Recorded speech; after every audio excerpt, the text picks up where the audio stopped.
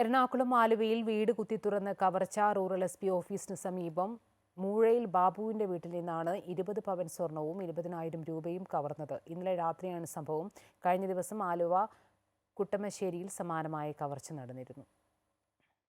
രാത്രി വീട്ടുകാർ ബന്ധുവീട്ടിൽ പോയ സമയത്താണ് മോഷണം നടന്നത്. വീടിന്റെ മുന്നിലെ കതകിന്റെ താഴ് പൊളിച്ചാണ് കവർച്ച. ഇന്ന് രാവിലെ തിരിച്ചെത്തിയപ്പോഴാണ് മോഷണ വിവരം വീട്ടുകാർ അറിയുന്നത്. ആലുവ റൂറൽ ഓഫീസിന് മീറ്ററുകൾ മാത്രം അകലെയുള്ള മൂഴയിൽ ബാബുവിന്റെ വീട് കുത്തിത്തുറന്നാണ് 20 പവൻ സ്വർണവും 20,000 രൂപയും കവർന്നത്. ഇന്നലെ രാത്രി വൈകിട്ട് 6 മണിയായപ്പോൾ ഞാൻ വീട് പൂട്ടി കോലഞ്ചേരിയിൽ വൈഫ് ഹൗസിൽ പോയതാ. അവിടെ നിന്ന് രാവിലെ 9 മണിയായപ്പോഴേ ഞാൻ വീട്ടിൽ വന്നെ. അപ്പം ഫ്രണ്ടിലെ ഡോറ് പൊളിച്ചിട്ടേക്കാണ്. അതിൻ്റെ ലോക്ക് പൊളിച്ച് ആളകത്ത് കയറി സ്റ്റീൽ അലമാരി 3 ഉണ്ടായിരുന്നത് കുത്തി തുറന്ന് അതിലിരുന്ന 20 പവനോളം സ്വർണവും 20,000 രൂപയും ഉണ്ടായിരുന്നു. അത് പോയി.